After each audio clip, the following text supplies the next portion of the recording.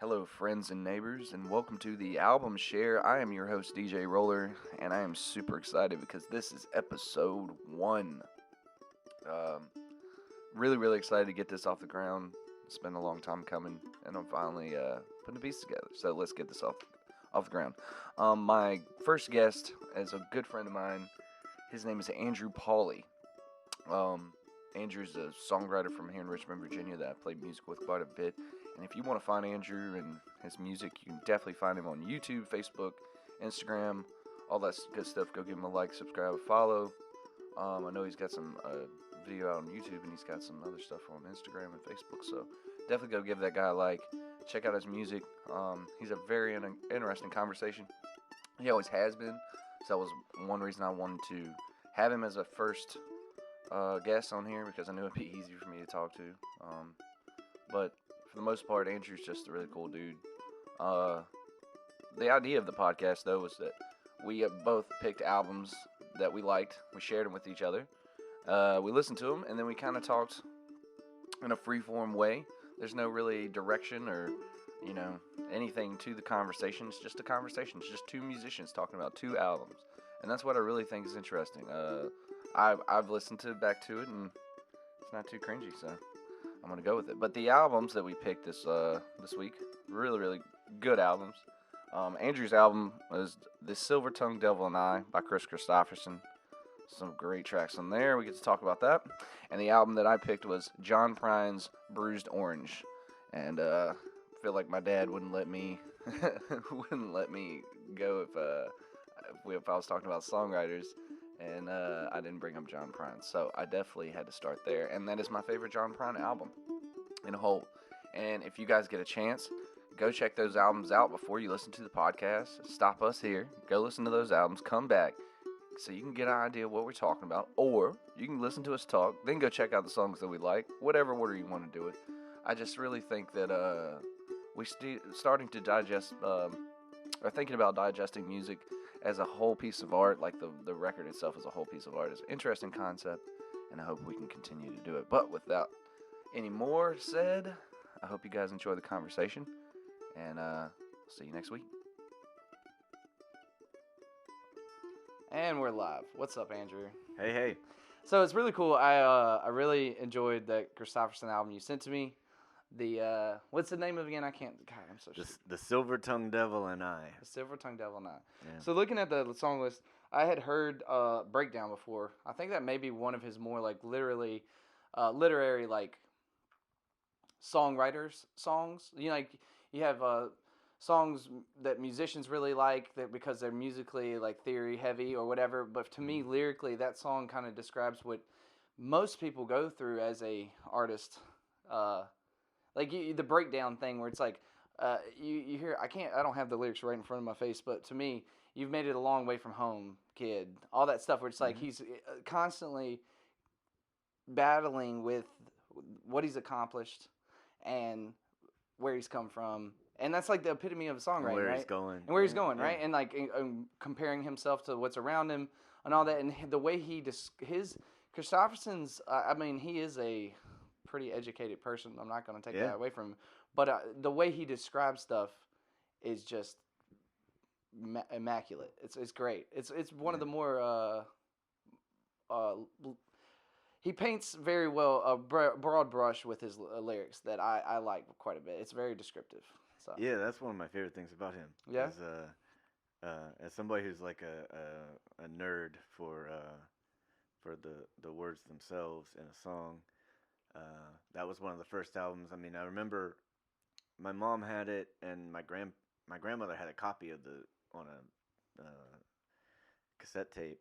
So I had heard the album as a kid, just in the background. But like when I started playing guitar, and I was all into Bob Dylan, and I was all about what you could do with words in a song.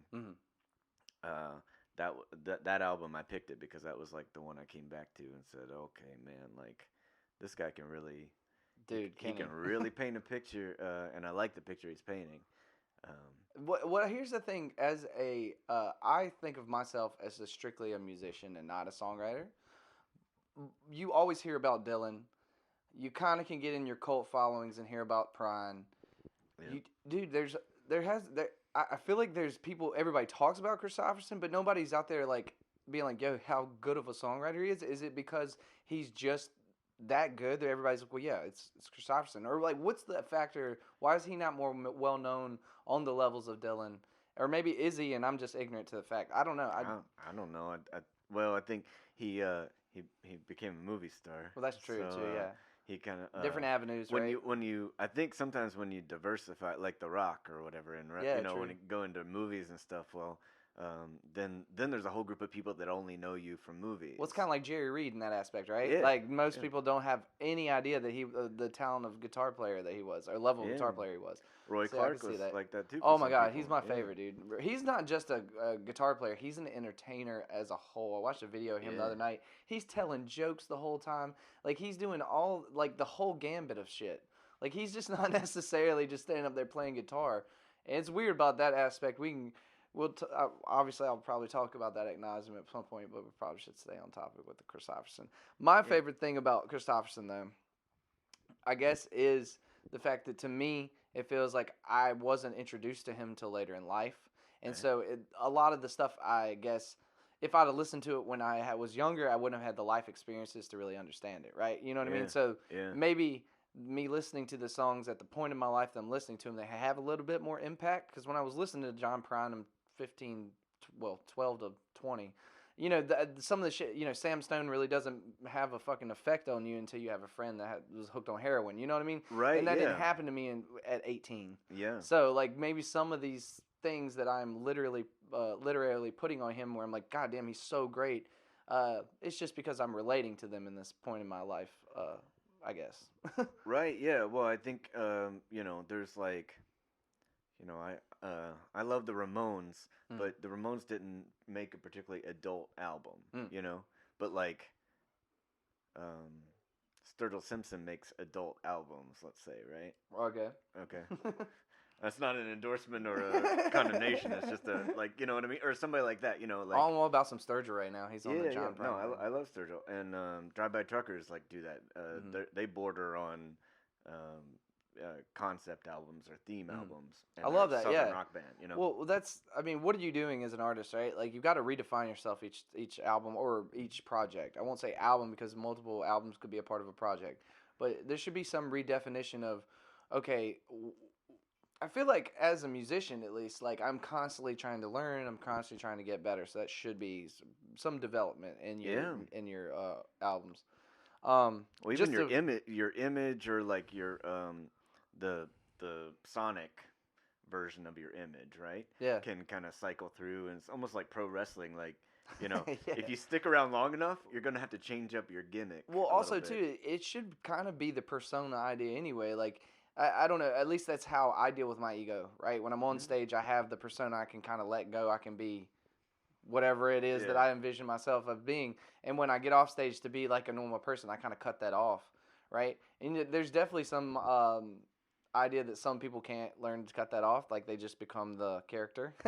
Yeah, right. Like, you can't separate yourself. Yeah. But I want to this album, man, the one that you picked, the Kristofferson album, I love. And to be honest with you, I listened to some of these, but the Billy D song, the overdose, the Billy D overdose song, it really,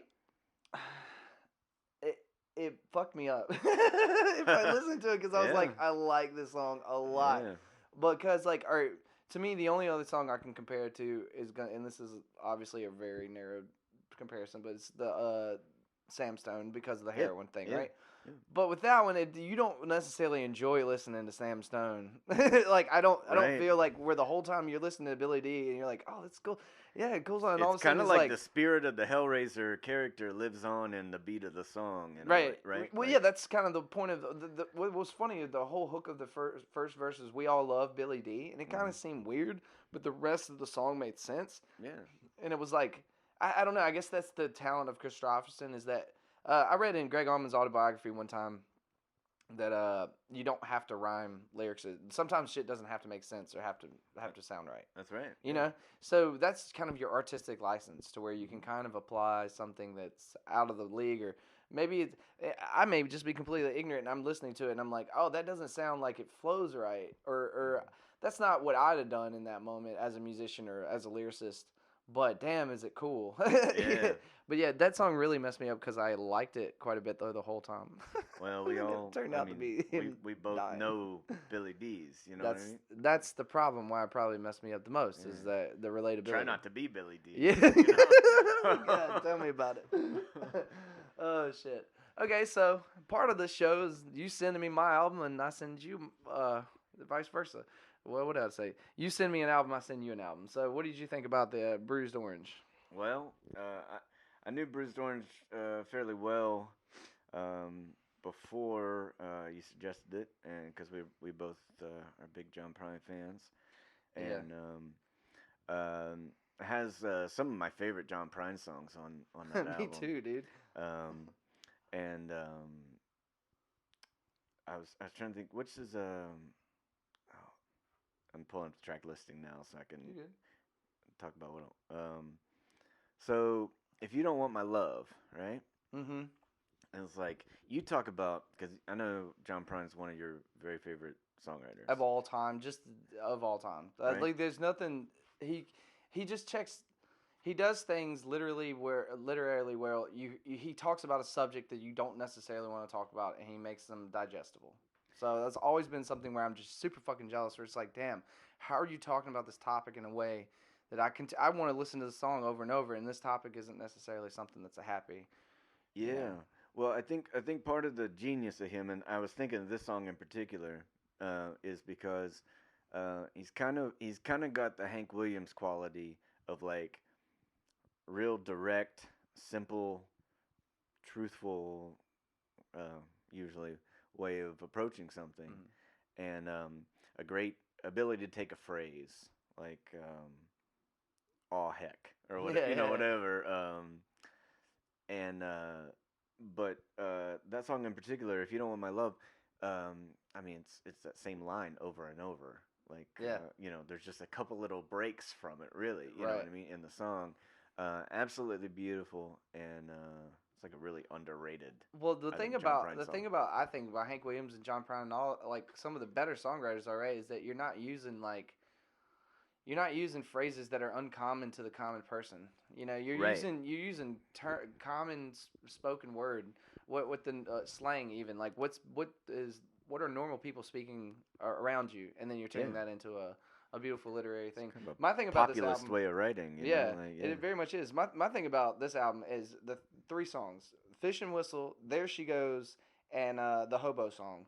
I like everything in between, but those 3 songs are so iconic to John Prine to me. Like, "Fish and Whistle" is probably one of the, like, of all times, like, funny songs about, like, the death and embracing, like, the other side. It's so cute, and so, like, and he talks about, like, some of his hardships in his life, and so when I was in the Army, I never dug a trench, used to bust my knuckles with a monkey wrench. Like, it's just stuff like, he talks about real shit he went through in a funny way, and he talks about heaven and God, and I'm gonna forgive you. The biggest thing that I think about "Fish and Whistle," we'll forgive each other till we both turn blue. The concept that God messes up too. There's a Tom Waits lyric, or I don't know if it's a lyric or if it's a quote, but Riley has it. Is "There's no devil, it's just God when he's been drinking." Yeah, I've heard. Right. Yeah, so it's like thinking that God is not doesn't have fault, right? Like that kind of idea. Or even maybe it's not he did anything wrong, or he or she or whatever it is did anything wrong. It's that it affected you in a negative connotation. So you give them forgiveness, right? So that whole idea was such a mind-blowing thing when I was younger. It's like, wait, why would I forgive God?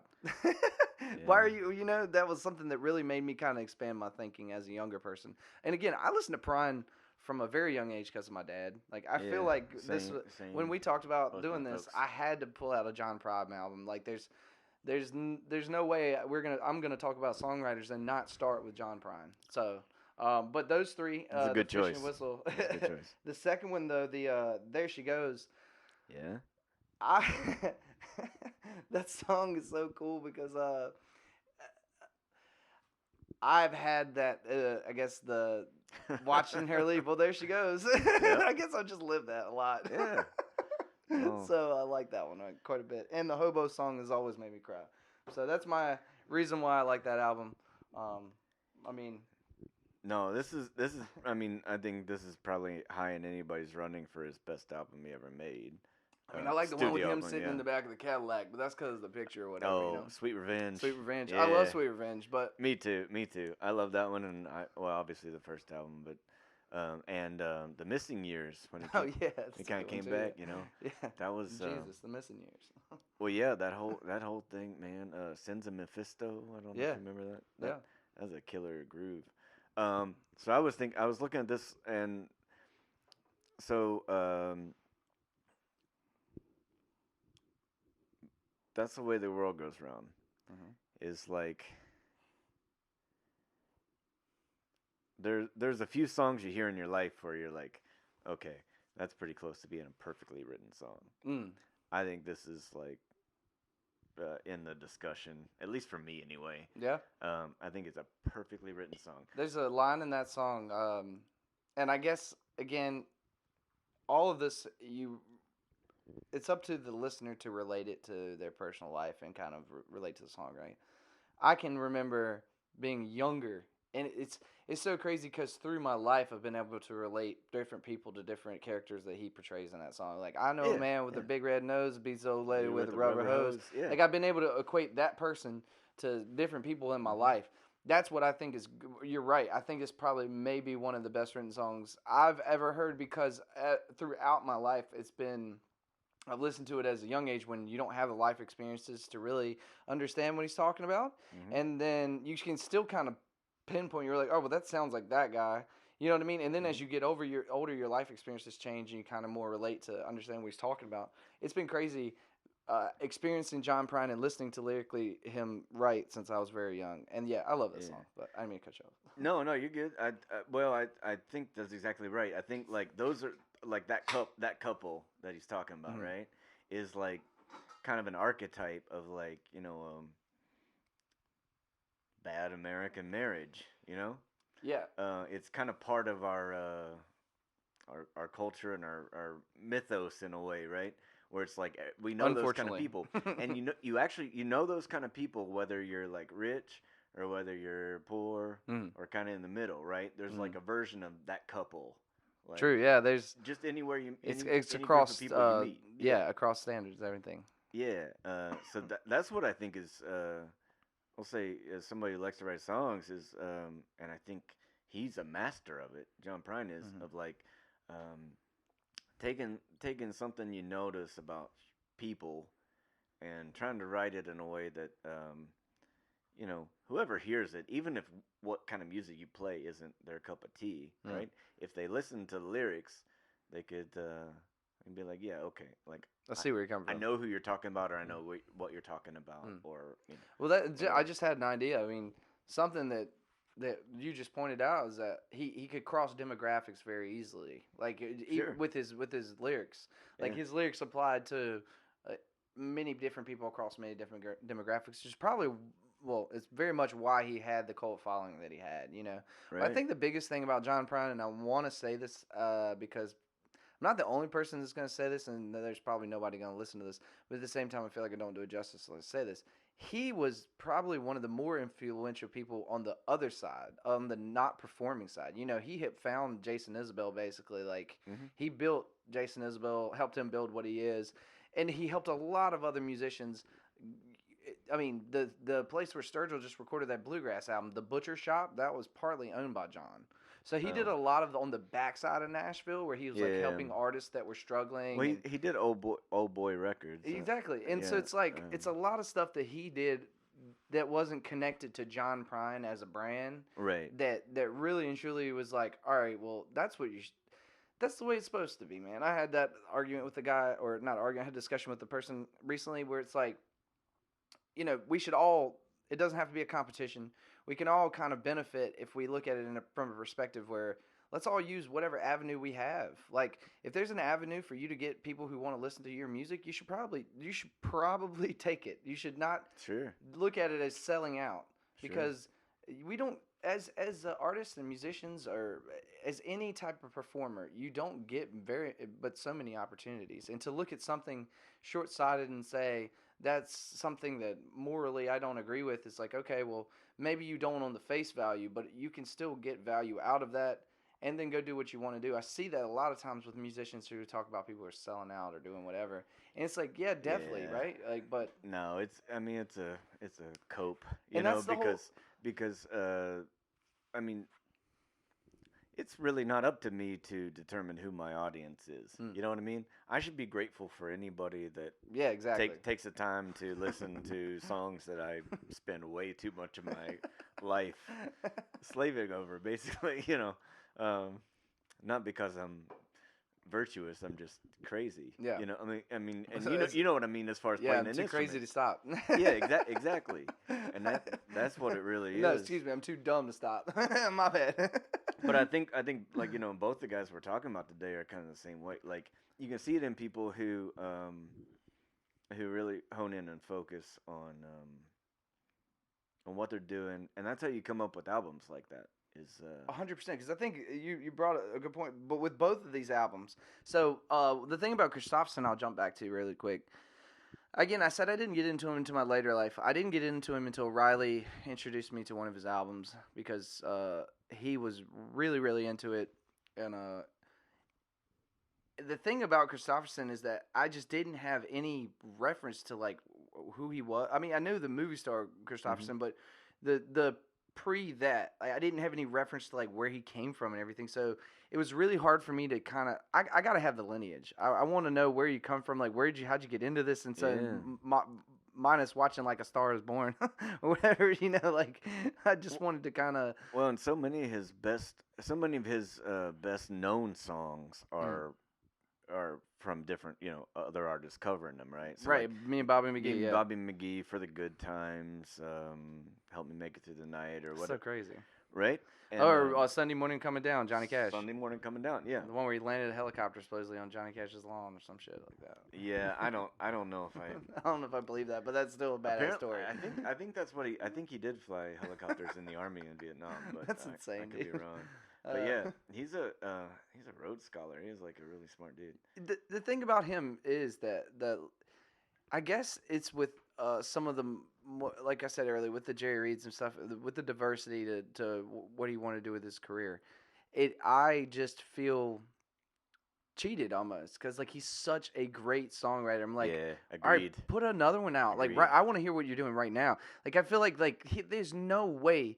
If he's this good of a songwriter and he did that in those times, like the albums that I've heard, why is he not? Why haven't I heard anything recently? I mean, I guess there's a drive, right? Like if you don't want to do it anymore, you don't want to do it. But god damn, dude, it's me being selfish, but No, exactly. Well, it's kind of funny. That brings me. I'm glad you brought that album back up because there was one thing I did want to hit was so it's the next to last song. It's called The Pilgrim, Chapter 33. And Jason Isbell actually covers this song sometimes. I used to back when I remembered it, but I haven't played it in a while. But it's and it's like, it is, to me, the song about being kind of just another songwriter. Kind of, you know what I mean? And he starts off with that like talking intro where he's like kind of name dropping people, like who he started writing about, and then all these other guys it kind of became about. But you listen to it's really kind of an anthem bump. And it's, searching for a shrine he's never found. Like, what I see in people who are serious about songwriting or making anything creative, musically or otherwise, is you're chasing something.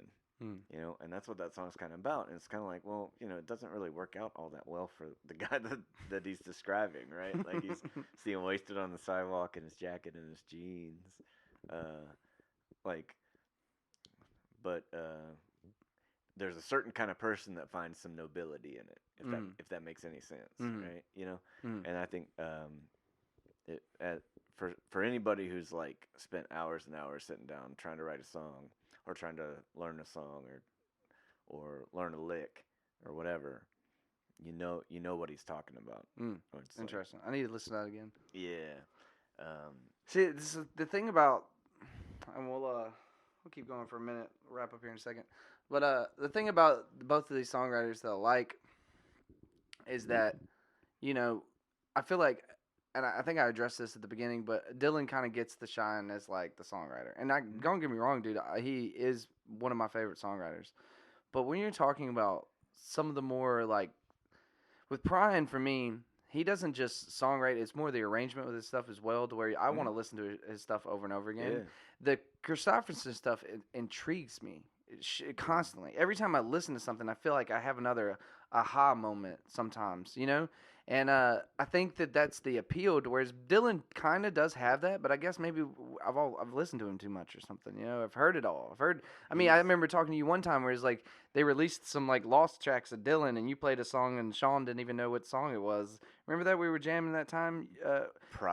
Probably, yeah. We're both pretty big. You guys Dylan are both fans, really yeah. into Dylan, and I remember you playing that one song, and he's like, "I've never heard that before," and you're like, "Yeah, it was on this lost tapes, or whatever." Yeah. And I just, to me, it's just like I feel like Dylan has been just so talked about, and everybody has listened to Dylan and dissected his stuff, and it's kind of why he doesn't do interviews. He was the first to like blow things wide open as far as like to me anyway. The first to like blow it wide open as far as what you could do with lyrics in a popular type of music, whether it's like pop music, rock and roll, country, whatever. You know, like you don't have to sing about me and Susie going to the dance on Friday night, right? Yeah, You could, and not even the political stuff. I mean, he kind of outgrew the political stuff pretty early, and I feel like I kind of did too. I think, you know, as far as his stuff goes, and but I'm a nerd. Like I'm a nerd for poetry, and like part of what makes songwriting fun to me is playing with words. And he talked about. I remember him talking about writing. He said he wrote mathematical songs, and it took me a while to figure out what he meant. And what he meant was you have these pieces, and then it's like algebra. You're like filling in the equation as far as like interesting. How do these pieces that I have that are just kind of coming? Oh, that makes a little more sense to me than the way I approach songwriting. It's probably why I'm not worth the shit.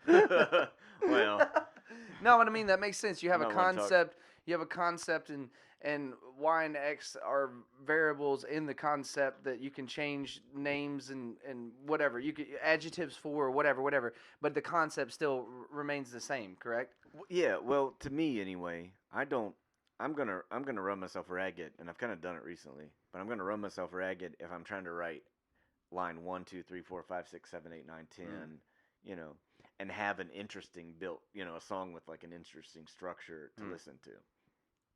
So it's like, no, I'll get like this line here, and then like another start, start of another verse, you know, and okay, well, yeah, I see what you're you know what I way mean? you're applying it. And Yeah. sometimes you build back, like at least for me, writing sometimes I build backwards. Like I have the back half of the verse, and then it's like, oh, well, how do you tie into that? How do you make a this rhyme sense? that works from the first part to Yeah. get into that? Yeah. See, that's so odd, and that's something that's one of the reasons I want to start this as well is because like I want to see who we're influenced by, right? I want to see who we're listening to because that in turn will help me build my repertoire as far as like songwriters. I'd love to get into that realm. I know I've written a couple of things that you have told me like it's not bad, man, but at the same time I'm not as confident in it. I feel like because I don't really get into the poetry world the same way that you and other people that I've talked to do. You just gotta own it. You just gotta own whatever you're saying. You gotta. Yeah. Well, to me, if you're the songwriter, you either gotta believe it yourself or you gotta believe it that other people will believe it. It's like one of the two. Yeah, right? you gotta fake it or believe it, right? Yeah, it's either I'm talking for myself or I'm talking for you. But if I'm gonna talk, it's actually like you gotta have some balls to write like pop music. Oh, 100%. Because you gotta be able to like. Oh, I'm saying something super universal, right? Well, that's something that I've always thought about. But for me, you said something right there that really resonated with me. You would run yourself ragged if you tried to write line by line. And I think that's kind of what I've done myself for years and why I've overanalyzed everything I've ever written. Because I've mostly tried to my favorite quote, and we'll end on this, Greg Allman's quote about songwriting. Okay, in his autobiography, he says, songwriting is like squeezing a tube of toothpaste. If you squeeze too hard, you'll make a mess. And if you don't squeeze enough, you won't get the toothpaste out of it. Need, yeah. So you won't get what you need out of it, right? So I really think that that's something I've tried to do a lot. I'll try to let it come. I try to create. I'm really, really good at creating the music around the lyrics. I can make stupid lyrics sound like a real song because I can create the music around it. But when it comes to actually writing lyrics that I like or that are saying something or that I have a purpose behind, it's harder for me to get my thoughts together. You know what I mean? Yeah. But it makes more sense, like what you're talking about, where it's like, all right, if I just have the concept as a whole, and then X and Y are just variables of that concept that you can kind of mess around with. Well, I'll say it like this, and this doesn't work. I'll change this around to whatever. It kind of makes it a little more manageable as a whole, to where you're not writing the whole piece of poetry or whatever. You're not writing it line by line. You're like, all right, well, the concept's here. I'm going to figure out how to say it in these ways. But yeah, I mean, to me, yeah, it's like there's like the bird's eye view. If you're lucky, you know, you kind of got a bird's eye view of what you're trying to do with the song. But one thing I do totally agree with, and I think what we're talking about kind of flows with it, is the idea that it doesn't have to make sense to yourself or anybody else. If you can make people feel something, and some people are really skilled and they're really like smooth-tongued, and they can make you feel. Tongue devil. Yeah, and yeah, exactly. I like that fucking song too. Me too. And they can make you see something, and that makes you feel something, right? Something you can't really put your finger on, and that's like the poetic types, right? Right. And then there's people who are kind of like journalists as songwriters, right? Like yeah, just pointing out what's going on. Jim Croce, God, Jim Croce's Operator. We could have done it. I know we could have done him too. I know. I got so many fucking backlog. That was one of the questions I was going to ask you. Was like, if there was if you hadn't picked a John Prine album, who would the other one eat? As far as songwriters, it had been pretty hard. I have to sit down because I've heard some really good guys that are new coming out of Nashville that I really wanted to like throw out there because, dude. I don't want to act like that the generation we're talking about is the only songwriters that matter, right? Absolutely. I do think that there's some really cool shit coming out of Nashville. The issue is, though, if you're talking about in a full album, I don't know that anybody's able to put out the content like this, where the whole album is like very digestible in a songwriting perspective. Yeah. Like I'm not trying to put anybody down. I listen to everything. Tyler Childers has more. Probably closer to the stuff that relates to me personally, but that's me personally. That's not on a grandiose scheme, but I love Tyler's stuff. I like that. Well, I think we've got a regional connection, I guess. Yeah, to Tyler. Yeah, because it's Southern being and also too, he plays with the bluegrass stuff. He really checks my boxes. Also with him, he does a lot of stuff where he does these like tip of the hats or whatever to like old timey shit. Yeah, he does. He does the rank.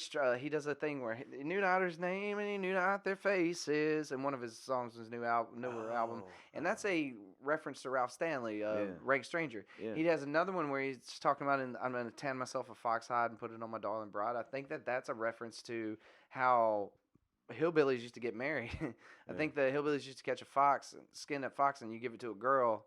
And I was like an engagement ring because you never heard that shit. Awesome.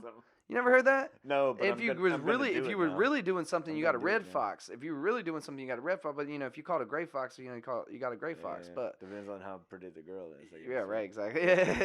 That's what I've heard. And you know, again, I got me a red fox girl. I'm not from up there, so I've heard secondhand stories. But that was like the old timey hillbillies would tell me stories about like back in the Depression era.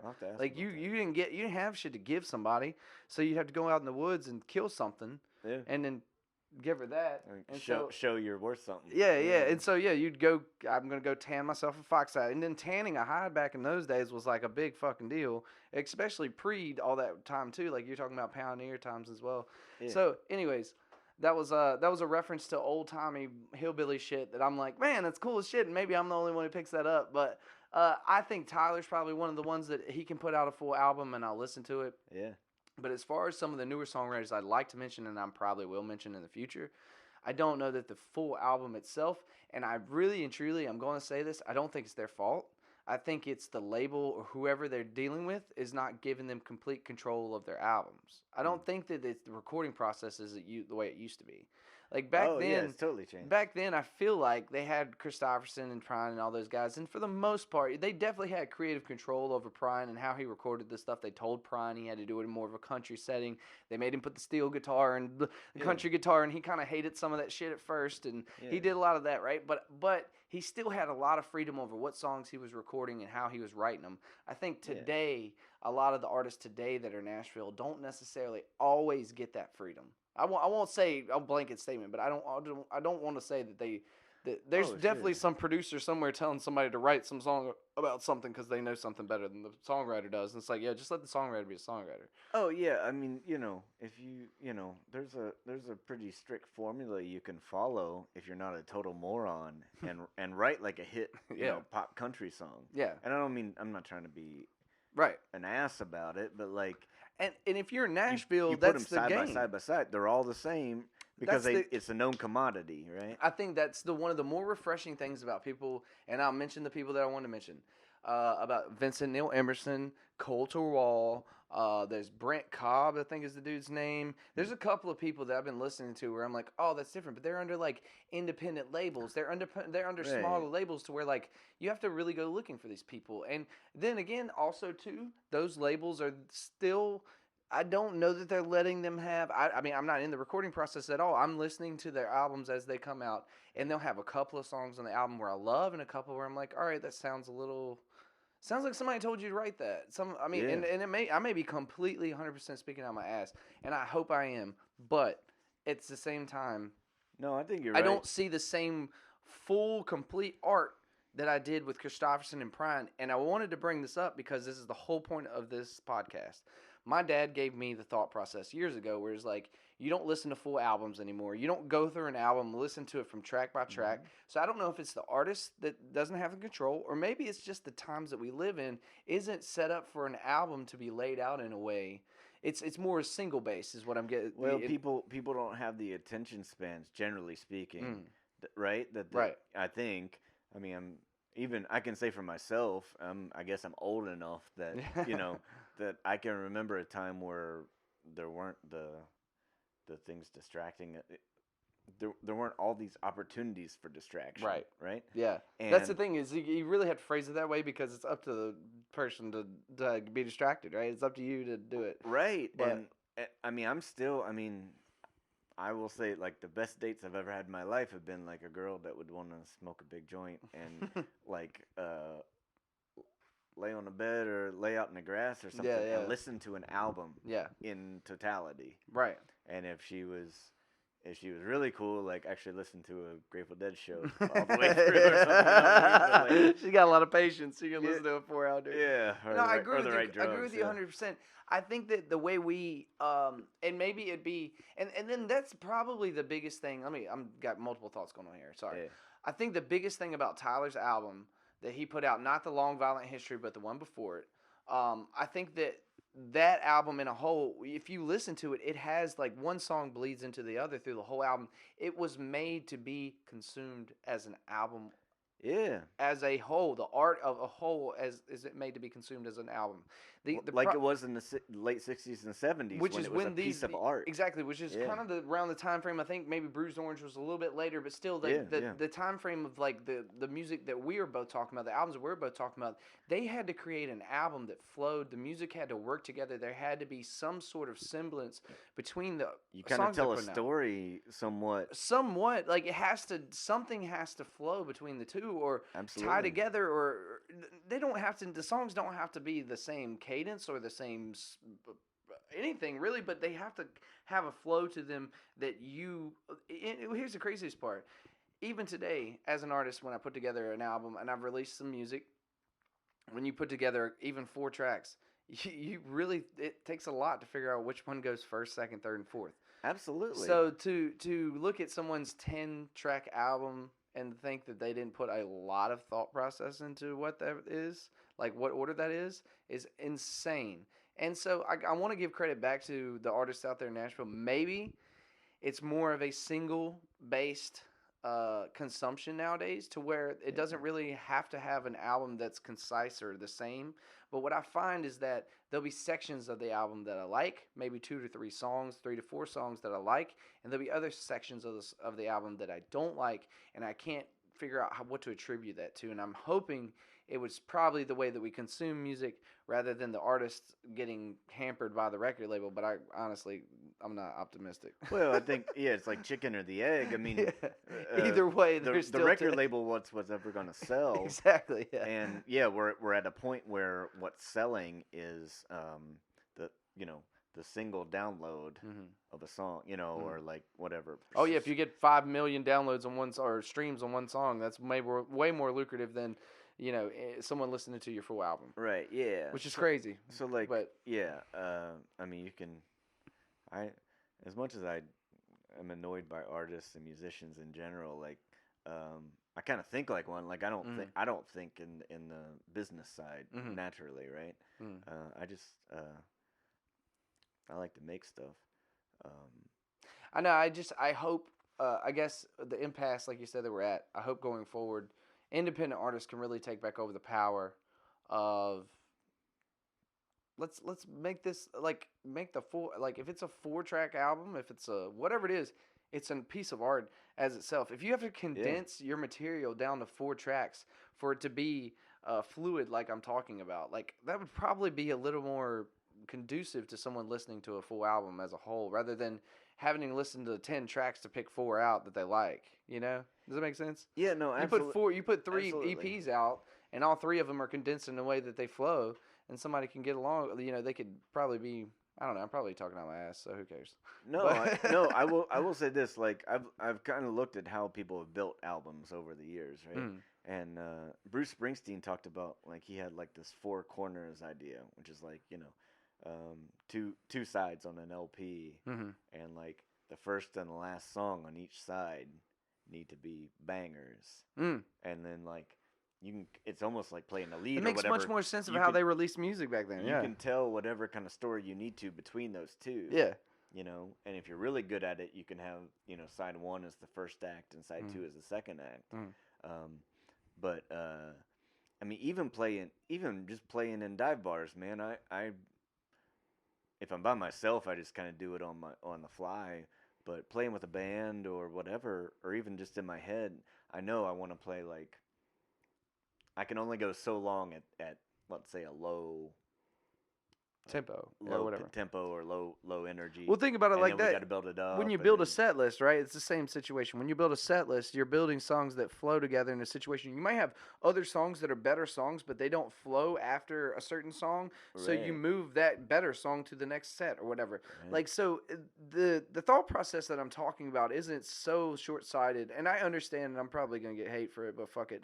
I understand how shitty it sounds what I'm saying, but it's when you build a set list, when you go see a musician live, all of the other aspects of digesting music are flowable in a live perspective, right? Anytime you see someone play in a set perspective, it's going to flow in a way that the artist put together. Why shouldn't the album also have that same feel? Yeah, like that's something that drives me crazy. All right, well, we'll wrap this up. Thanks for hanging out, man. I appreciate you.